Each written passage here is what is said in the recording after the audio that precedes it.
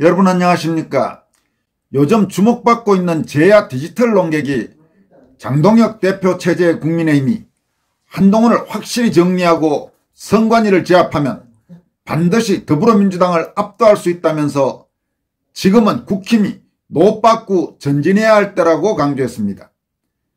그는 또 최근 한국에서 두드러지고 있는 환율 급등, 물가 급등, 유가 급등, 투자 위축, 고용 위축, 식당 줄폐업, 중국 마약 대량 발견 등 각종 위험 신호를 열거하면서 이재명을 빨리 끌어내리는 것이 대한민국이 사는 길이라고 역설했습니다.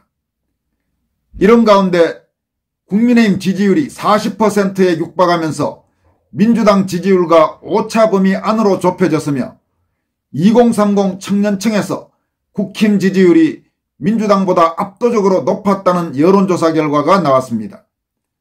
또 내년 지방선거의 프레임 공감도에서 정권 심판론이 미세하나마 정권 지원론을 앞지르기도 했습니다.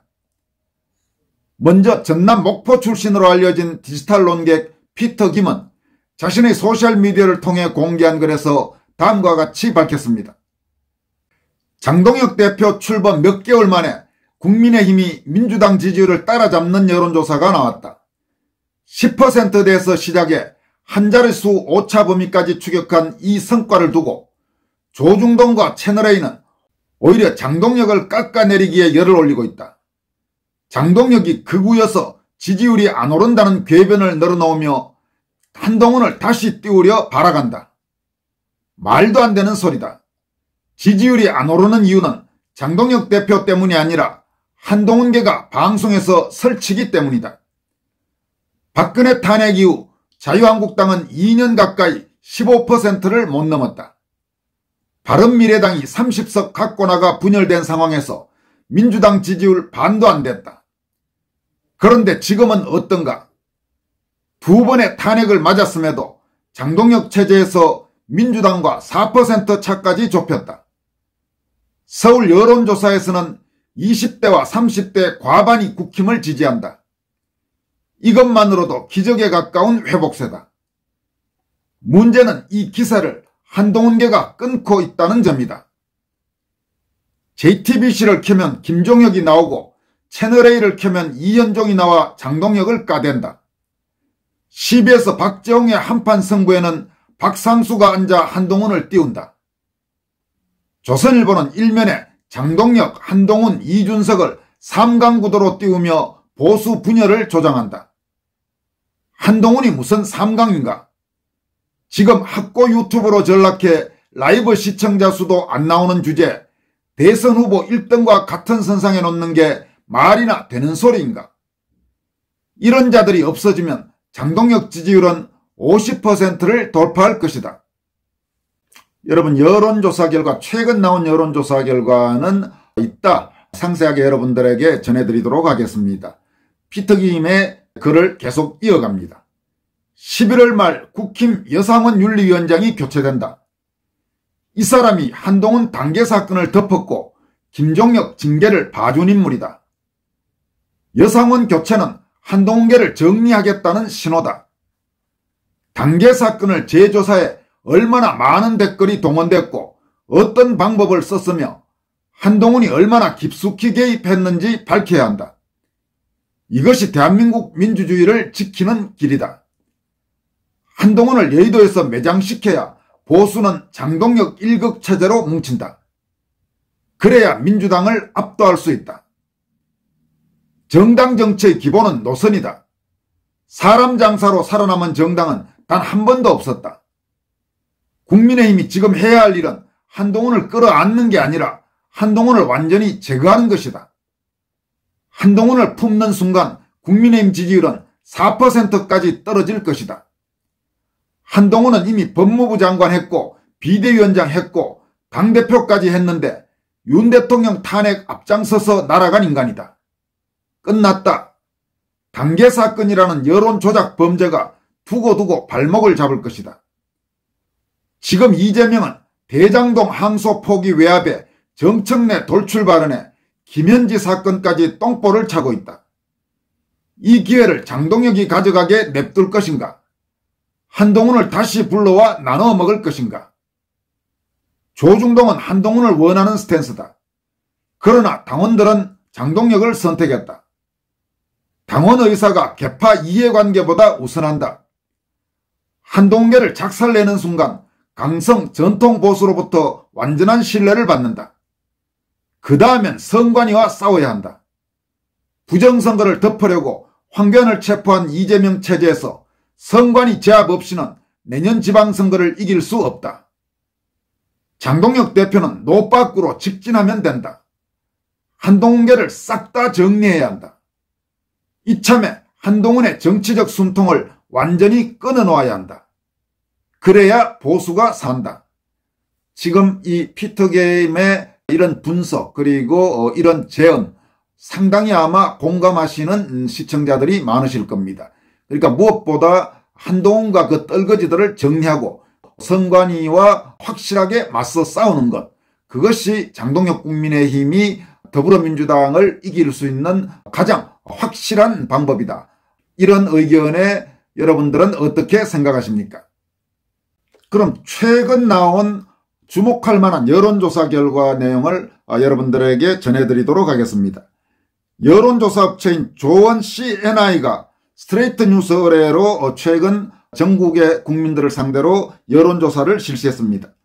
지지정당 조사에서 더불어민주당이 42.1%, 국민의힘이 39.6%로 오차 범위 안에서 접전을 벌이는 것으로 조사됐습니다. 그러니까 민주당과 국민의힘의 지지율 격차는 불과 2.6%포인트밖에 안 됩니다. 그러니까 충분히 지금 국민의힘이 민주당을 이제 앞지를 수도 있는 그야말로 골든 크로스를 기대할 수도 있는 그런 상황이 된 것입니다.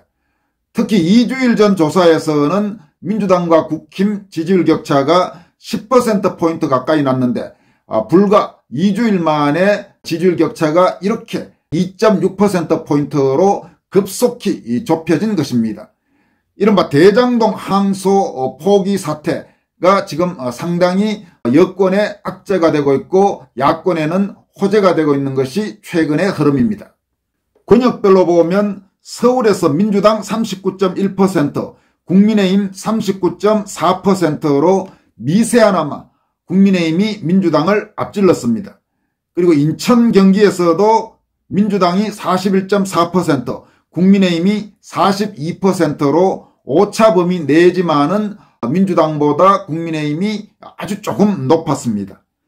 연령별로 보면 2030 청년청에서 국민의힘이 민주당을 압도적으로 앞서고 있어서 눈길을 끌고 있습니다.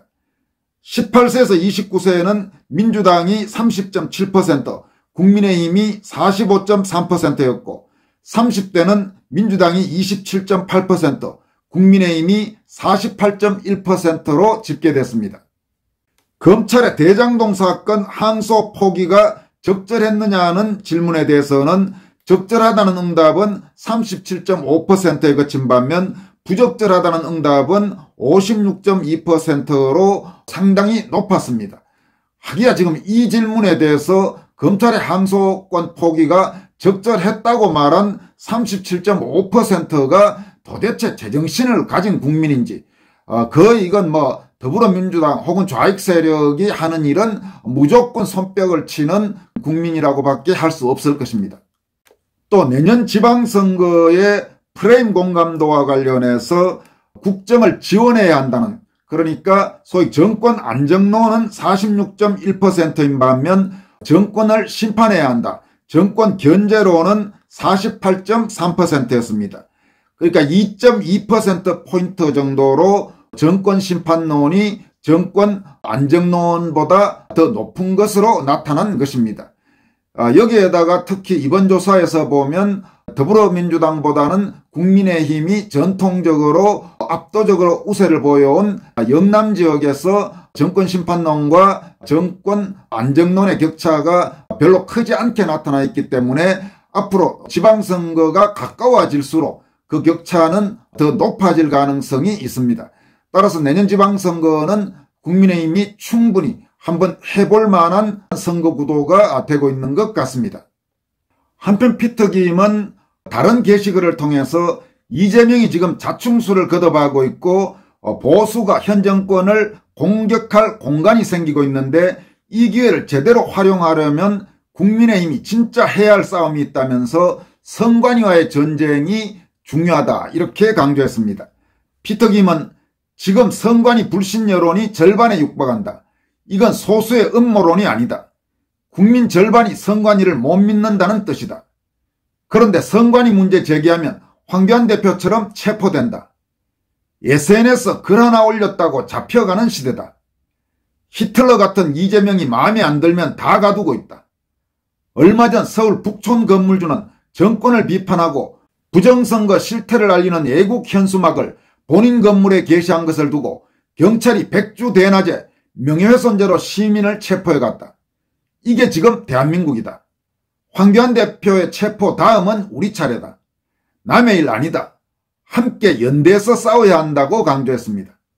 그는 이어서 장동혁 대표가 전당대회에서 뭐라고 했나? 전쟁이라고 했다.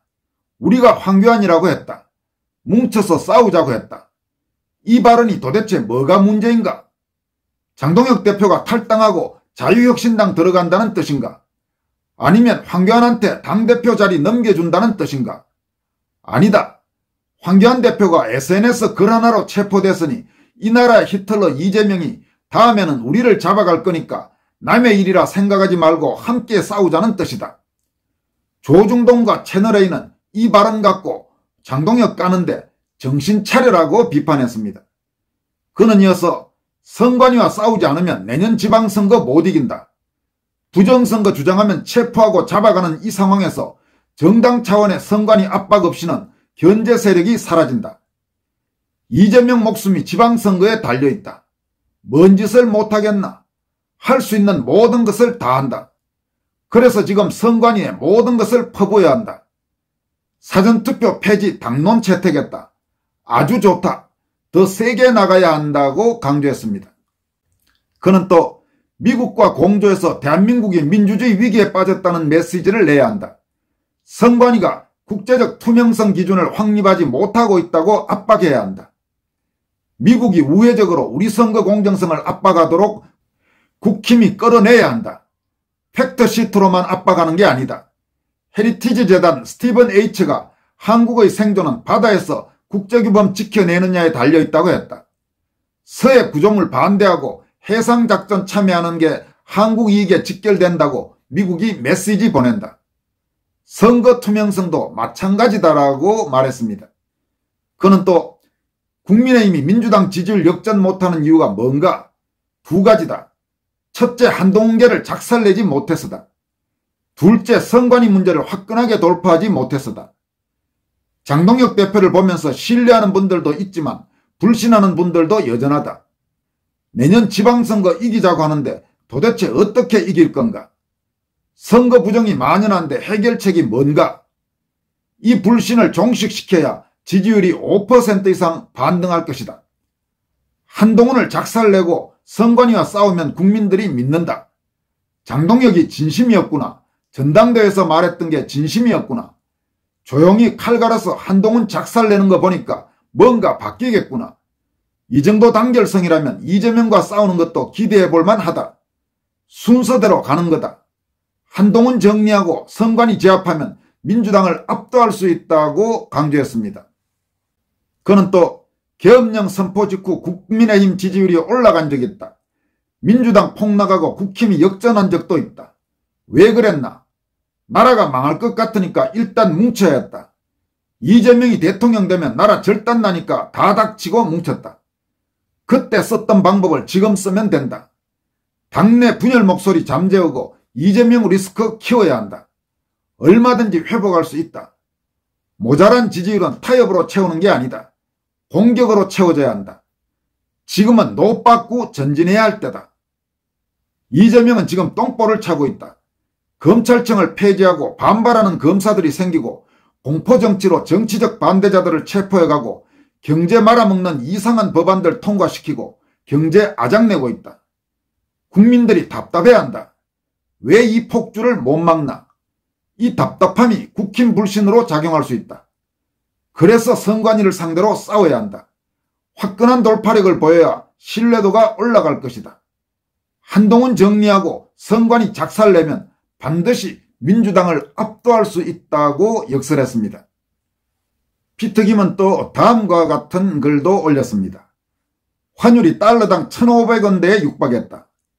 밥상 물가가 치솟고 유가는 올라가고 제조업 단가가 폭등하고 있다. 투자가 위축되고 고용이 위축되고 있다. 부동산 거래는 멈췄다. 식당은 줄폐업하고 있다. 배달업하는 분들은 죽어나고 있다. 이게 다 이재명이 만든 지옥이다. 이재명은 부동산 막고 코스프에 넣으라고 5개월째 시간을 보내고 있다. 기관들도 사라, 개미들도 빚내서 사라 하고 있다. 그런데 그 돈은 전부 어디로 가는가? 미국으로 빠져나가고 있다. 정권사 외화 예수금이 폭증하고 있다. 미국 투자하는 사람들이 엄청 많다는 뜻이다.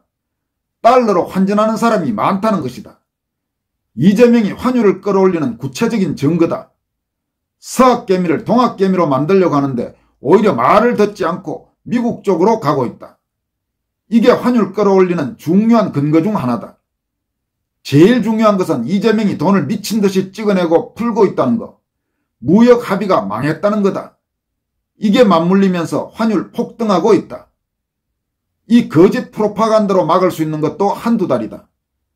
달러당 1,500원 돌파하는 순간 도저히 디펜스가 안 된다. 좌파들도 안다. 그래서 예민한 것이다.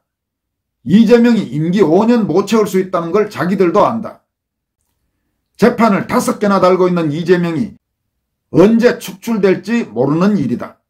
그러면서 이 경제 문제에 이어 안보 불안도 지적합니다. 경제 파탄만이 아니다. 안보 구멍은 더 심각하다. 중국인이 또 서울공항에서 군사시설 촬영하다 걸렸다. 올해만 외국인 군사시설 촬영 9건이다. 다 중국인이다. 더 충격적인 것은 경북경찰이 중국에 정보 넘기다 국정원 제보로 수사받고 있다. 방첩 업무 담당 경찰이다. 부산 주한 중국 영사관 관계자와 수시로 통화한 내역이 적발됐다. 에이펙 정상회의 정보를 중국에 넘겼다는 말이 나오고 있다. 시진핑 왔고 미국도 왔다. 에이펙에서 중요한 대화들이 있었을 가능성이 크다. 트럼프 대통령과 러트릭 장관과 스카센트가 어떤 대화 나눴는지 그런 기밀이 당시 오갔을 것이다. 이 경찰이 어떤 정보를 수집했는지 어떤 정보를 중국한테 건네줬는지 굉장히 심각한 상황이다. 연일 제주도에서 중국 마약 발견되고 있다. 포항까지 중국 마약 발견되고 있다. 중국이 우리나라한테 아편전쟁을 걸고 있는 것이다. 미국한테는 멕시코에서 펜타닐 원료를 중국이 보내면 멕시코가 제조해서 미국에 올려보낸다. 베네수엘라 갱단들이 배달하고 있다. 악의 삼각공조가 미국을 파괴시키는 중국의 아편 전략이었다. 지금 우리나라에 중국이 마약 보내는 목적도 군사 안보 전략의 일환으로 봐야 한다. 서해에서는 군사기지를 만들고 있다. 제주도와 해안가에는 마약을 보내면서 우리 국민 정신상태를 해이하게 만들고 있다. 군과 경찰 공직자들의 윤리의식을 망가뜨리고 서로 불신하게 만들고 있다. 이런 공간을 중국이 치고 들어와서 수익 거두고 있다. 중국 마피아가 중국 공산당 비호를 받고 있다.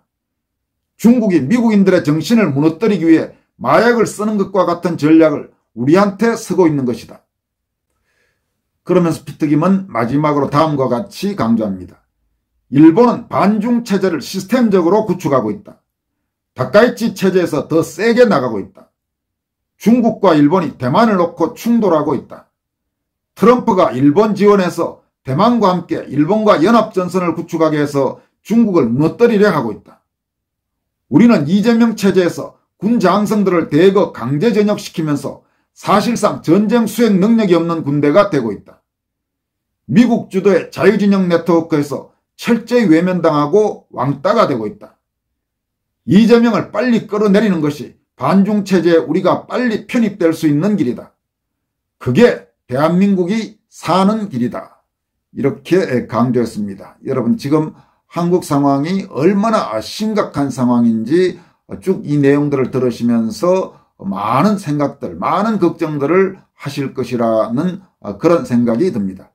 지금까지 권순할TV였습니다. 고맙습니다.